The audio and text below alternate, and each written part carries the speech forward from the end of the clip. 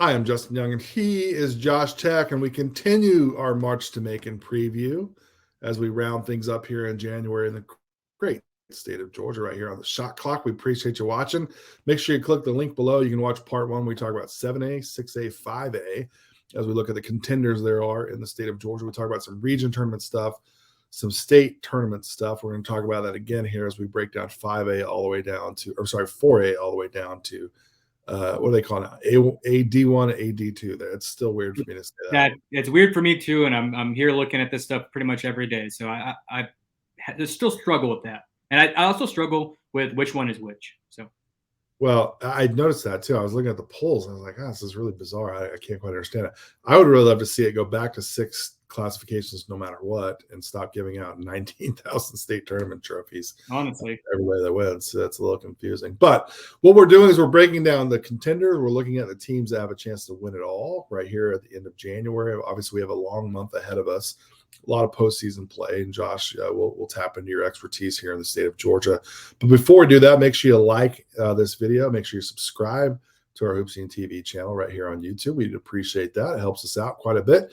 And make sure you click that bell. If you see that bell, click on it. It tells you when we first upload our videos. You'll be the first to watch them and share them and tell both Josh and I that we're idiots. So we always love when people are at least watching enough to know to call us idiots. So I always take that as a compliment that you wasted 20 minutes of your life to spend it with us and to watch also, us.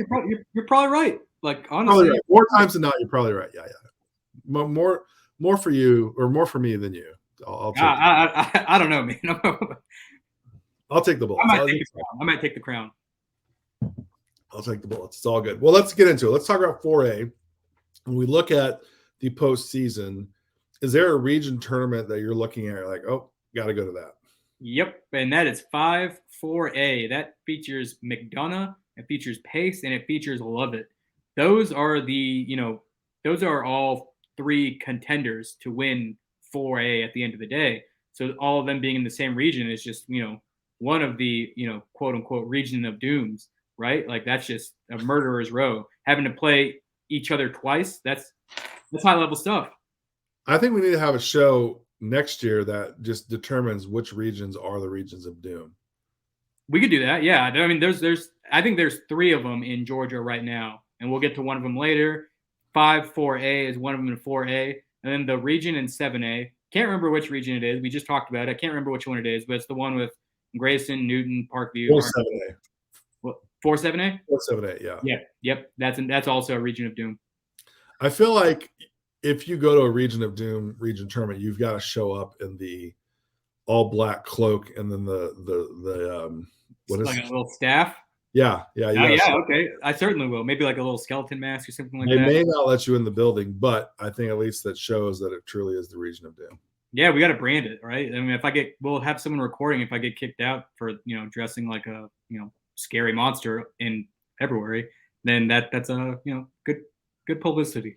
You always got to keep the TikTok in mind. Got to create content for the TikTok. Exactly. All right, well, let's talk about this region of doom, 5-4A, McDonough, Pace, and Lovett. All 3 of those teams are teams that are contenders for Final Four championship potentially. But McDonough, I mean, they've done the work so far, thus far. Yep. To be, I think, the clear-cut favorite. Not the clear-cut, at least the on paper favorite as of right now. Right. I think most people in the state, most reasonable people in the state would have them as the number 1 in 4A at this current, state and time. They've done a lot to earn that. They've done a lot to prove it. They just beat Pace the other day. So I think in that kind of, all right, who's number 1, who's number 2 kind of battle, McDonough has the edge right now. They play again at Pace, a couple weeks. I can't remember the exact date. So maybe Pace can even it out then. But right now, McDonough is, the class of 4A. I think they're just built on their toughness. They're built on their athleticism at the guard spot. It's all guards, right? They don't have the ton of size, but they have a lot of toughness. They have a lot of heart. They have a lot of athleticism that can overcome any size discrepancies. And they're all experienced, right? They've all been there. They won at a high level last year, and they're back at it, winning at a high level this year. So I think we're going to see them in Macon. Does the loss to McDonough help Pace in a way to kind of help them refocus? Not that to help them tighten up the focus, rather, as to what they really want to do and how they need to go do it? It could. Pace is a younger team, I think. So I think losing to McDonough kind of just shows them, hey, this is what we're up against. This is the favorite. This is how this is what we need to do to be better to match the favorite, you know? So I think it's just a learning experience for those younger guys. Is KJ Green the type of guy that can really kind of level up though in the postseason? Like, is this his potential definitive moment to like really separate himself? Yeah, certainly. I think he's had a lot of those moments too recently. I got a chance to go out to Lubbock to see Pace play Lubbock in a Region of Doom matchup, and KJ Green really shined in that game. And he also had a really good weekend at Fly Into the Hoop in Dayton, Ohio. He picked up an offer from Dayton off that weekend. So I think he's kind of a junior who's really putting together a really good season, and this could be his opportunity to take the reins and shine for Pace and really build up some momentum going into next year when all of this younger talent on that team will be juniors and sophomores, or instead of being juniors and sophomores, it'll be seniors and juniors. Man, listen, if Anthony Grant offers you a scholarship, that tells me a lot about who you are and as a player too. So, and then we talked about earlier in the part one of this podcast series is having a dude that can just go get a bucket. Christian Anderson, obviously going to Michigan. Yeah. Love it. Is that guy. No question about it. Yeah, he's the kind of guy that can. That's why I have Lovett in there. He's the kind of guy that can just win you a game, right? He can go off for 40 at any given night. And then you have Kyle Walters, who's had really good moments for Lovett. Yeah. And then you have a guy like Cameron Foster Martez, who's, an energy, motor, going to dive on the floor for loose balls, going to fight, his tail off for rebounds and all that kind of stuff. So, you kind of blend all those pieces together, and that's a team that could, string together 3-4 wins and make it, a deep run in a tournament.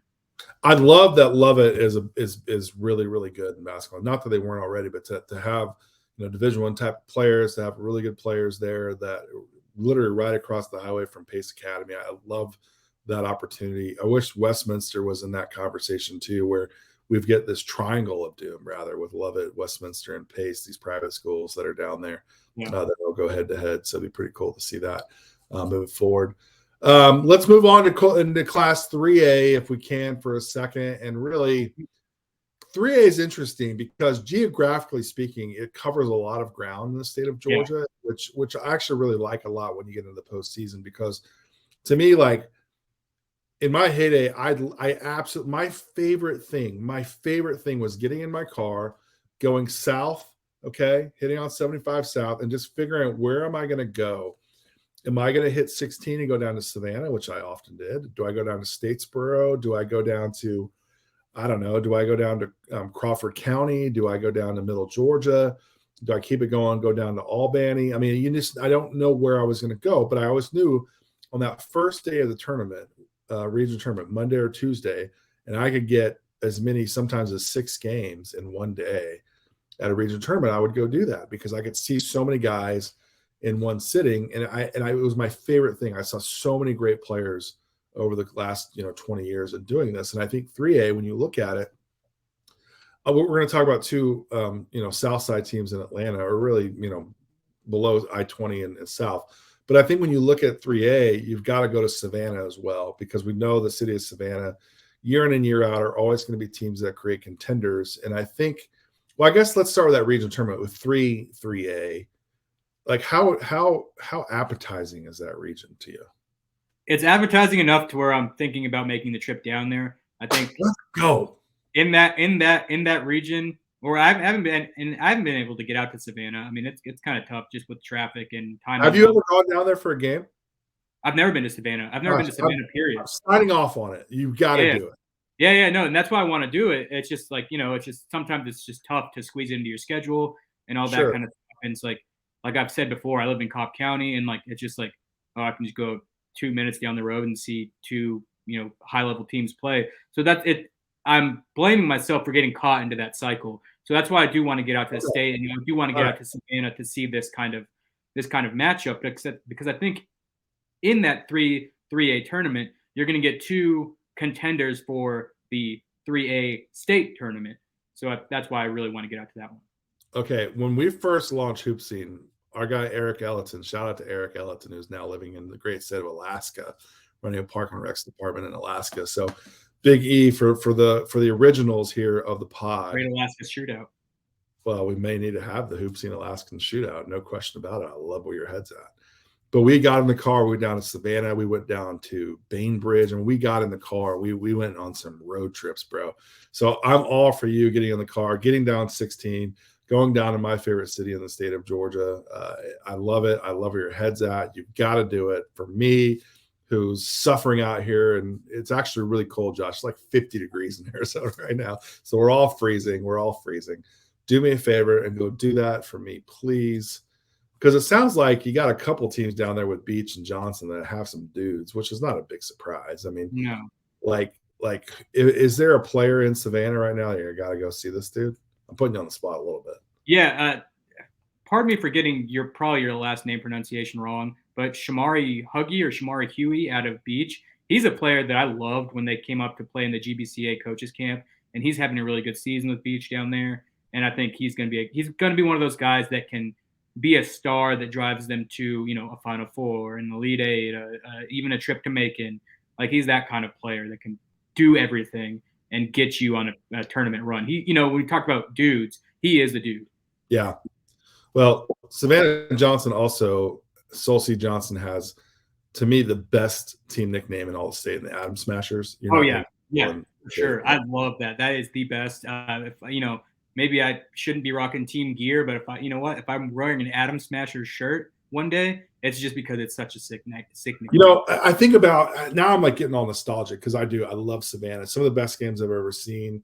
We used to have the region tournaments or even the state tournament at Savannah State, which was so much fun. The place was rocking. And I remember the state championship year. This might have been Tim Quarterman, I think, was there at Johnson, and Savannah and Savannah Johnson played each other for the title game. This must have been 2015, maybe 14. I don't know. It was a long time ago. Not a long time ago, within the last decade. But man, that place, I've never heard Macon rocking as hard as they did. It was so much fun. And so, again, some of the best games I've ever seen. Wendell Carter, they played down there at Atlantic Armstrong Atlantic, rather, which is no longer. My buddy, I'm going off the rails. My buddy he's a private pilot, had his own Cessna. So we got in his plane and flew down there for the game. It was so much fun. Dude, what? Yeah. He was like, really, that's something. Yeah, well, we took our wives with us and went like on a double date down to Savannah, and we flew in a Cessna and went down there and watched some good ball. But it was high level, man. It was so much fun. So you got to go do it. Yeah. There's no better experience, truly, to go down there.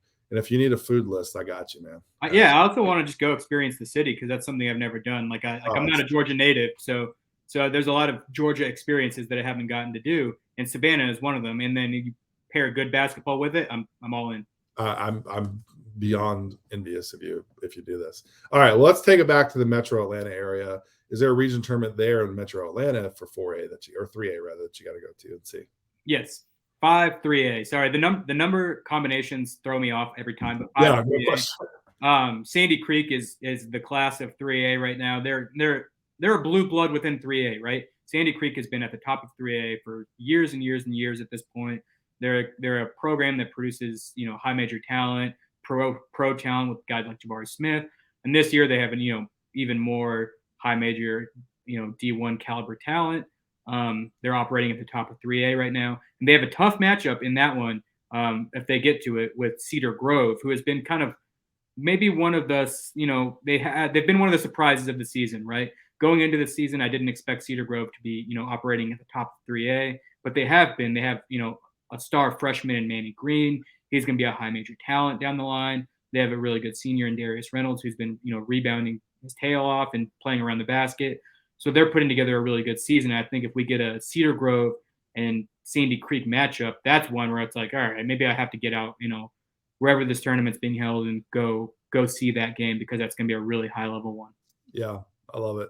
I think it's going to make for a really fun state tournament, honestly. Yeah. And here's the thing with 3A, and we're going to get to it with another classification as well, is that really at the end of the day, it's wide open because we always see a team in 3A that's like, oh, well, I didn't expect them to, like Cross Creek has won the last 2 3A tournaments. Yeah. And I don't think that anybody on, planet Earth would have been like, yep, Cross Creek's going to beat Jabari Smith, right? Like, no. Like, so I think there are teams that I just don't know about, right? So how about this? How about in the comments, you leave who's going to win 3A. The first person who replies, that's going to be the 3A winner because this is the kind of classification where it's like I really don't know. There's going to be a sleeper that I just don't know about that comes out of the woodwork and just goes on a run and they end up winning it all. I'll tell you what, I'll raise the stakes for that. Okay, the first person to comment below on a 3A state championship winner, I'll send you a HoopSeen t-shirt for free. There you go. All right, so we'll add a little bit more reason to do that. All right, let's keep it moving. Let's talk about 2A. When we look at 2A, your gut says XYZ team will be the favorite to win it all. Who's that XYZ team? In 2A, my gut says whoever leaves a comment is the first comment in 2A. That's going to be the winner, because this is another one where it's like, I don't know. I have no idea. Like, I've been following it. I've watched a lot of the teams. I've seen a lot of the teams. I know who's operating at the top. But at the end of the day, there are like 10 teams in this classification. It's like, yeah, you can make an argument for them to be able to, go on a run and win it all, right? Like right now, you can pick between, 15 teams. Seriously, pick between 15 teams and just name one of them. It's like, yeah, sure, I'll go with that. Like whoever the first person is, I'll rock with it if it's a reasonable enough one. But right now, Columbia as a team you got to look at. They're 19-1. They've had a really good season. That team always makes noise in the tournament, right? Last year they made a deep run. The year before that they made a run. So they're a team that I'm looking at that got a lot of talent. They're beatable, but they've got a lot of talent. And check this out. Yeah, absolutely. And check this out. I think this is a really unique oddity. Because of the region shakeups, whatever. 2A has 3 of the champions from last year, right? So in 2A, Westside Augusta won it all. They have a chance to win it again. Spencer in 2A won 4A last year. They're good again. They brought back most of their pieces from last year, Tyson McDaniels, Tony Montgomery, a lot of those guys. So they have a chance to win it all. And last year, Drew Charter won A Public. They're in 2A. They brought a lot of their pieces back. They can reasonably win it all. So I don't know. I mean, I'll have to dig through the history books. I don't know that we've had a shakeup that put 3 of the most recent, region or state champions into one classification. And it's making for this jumble in my head. It's like, yep, that team could really go back to back in a different classification. Well, it's kind of like 3A2, where geographically you got teams from all over the state that are competing. It will make for a really fun. Let me talk about Columbia for a second. The fact they're 19-1 doesn't surprise me at all. Coach Dr. Phil McCrary, to me, is Mount Rushmore of Georgia high school basketball coaches. And really, I don't know if there's a better human being in all of high school basketball. There's a number of, I shouldn't say that. There's a number of elite human beings in high school basketball in Georgia, and Dr. McCrary is one of those guys. When I came back last year for region tournaments, this time last year, my first stop was to Columbia High School to go see that team, because I knew that it always has talent. And really, if you go down there to Decatur, there's so many great players that have played in that gym, and it doesn't surprise me at all that they're 19-1. And Dr. McCrary is one of the absolute gems that we have in high school basketball in the state of Georgia. And it sounds like he's got his hands full because this season will be really, really tough. I love that, because to me, those are always some of the best games to watch in the postseason. Those are the most fun games to go to. I don't know where they're going to play. I haven't looked at the brackets yet, but are they playing at Columbus State? Are they playing at Georgia Southwestern? Are they playing down in Tifton? Are they playing, who knows where they're going to play? I guess I got to look that up. But to me, that's one of those atmospheres where the schools really support, and it's so much fun. And the quarterfinals, when they play like Fort Valley State and those type of matchups, those are the most fun to go get those Final Four, those Elite Eight games, and go watch those. So 2A will be tons and tons of fun. And this is another one where it's like there's probably going to be several teams who go on runs where it's like, oh, that team was off my radar. Yeah. Like last year, I believe this was 2A. Sometimes classifications run together. Forgive me. But I went to Butler at Pace in the state playoffs, and I was just kind of like, yeah, Pace is probably going to win. They're Pace, they're blue blood, they have the talent. But Butler went into Pace and ended up winning that game, and Butler made it to the state championship.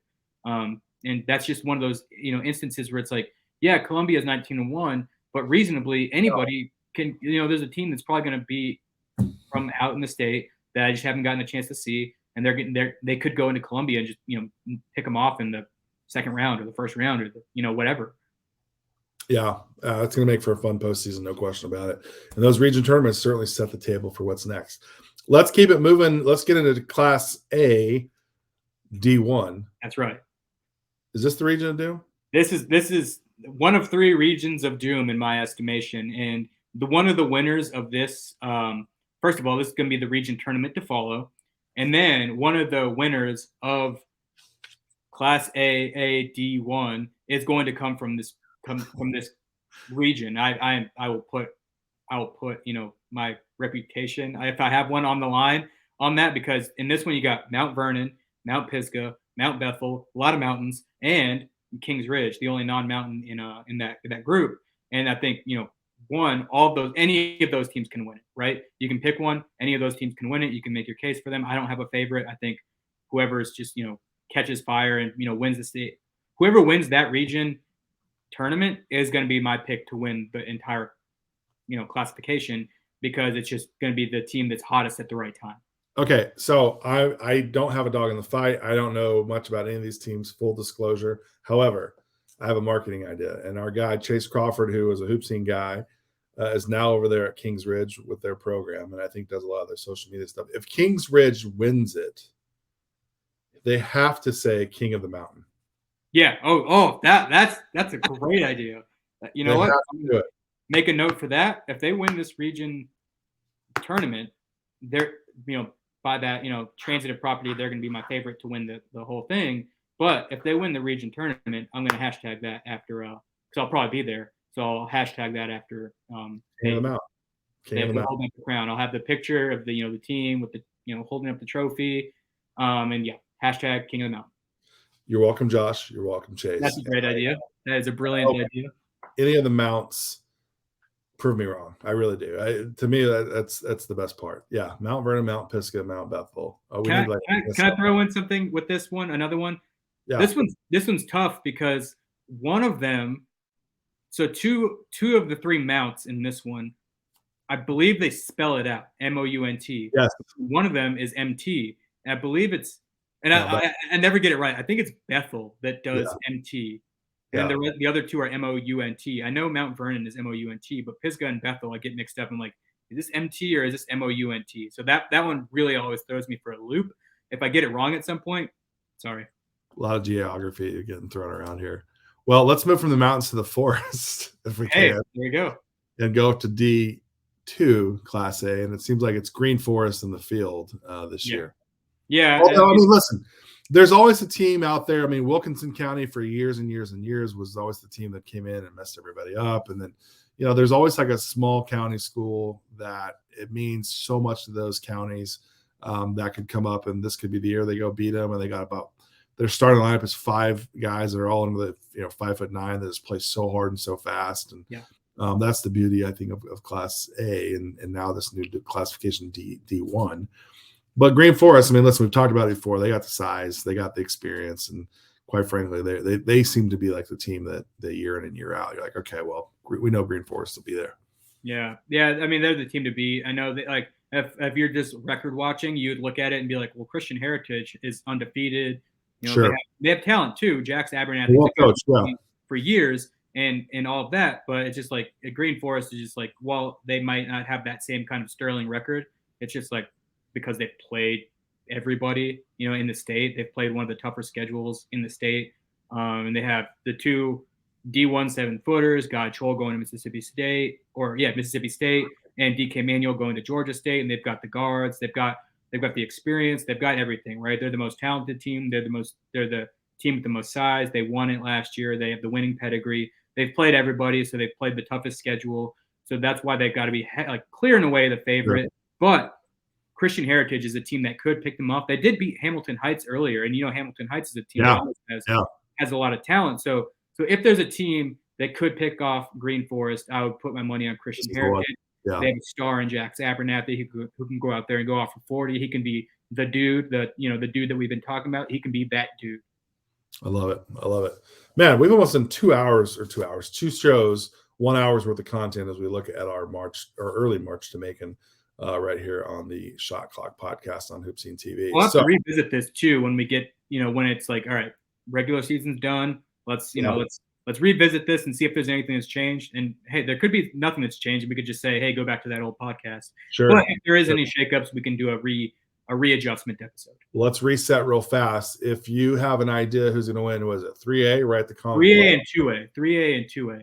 The first ones to do it, I'm going to send you a T-shirt. So when you do that, shoot me an email, jyoung@hoopseen.com. After you do that, send me your shirt size and your address, and I'll make sure we get you a HoopSeen swag sent out to you so you can wear to some of these region and state tournament games.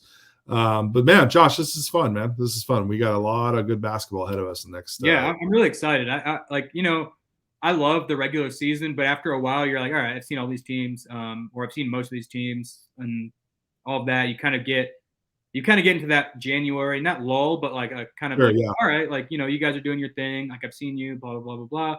And then a revitalization comes when February hits, and you're like, oh no, now it's win or go home, essentially. So I'm really excited for the action we have coming up. Well, we'll have you covered nonstop, no matter what, right here with Josh Tech, our Georgia expert on HoopSeen.com, on the shot clock. And then we have so much more to do, so much more to talk about. We appreciate you sticking around with us all the way here to the very end. For Josh, I'm Justin. We'll see you next time right here on the shot clock on HoopSeen TV.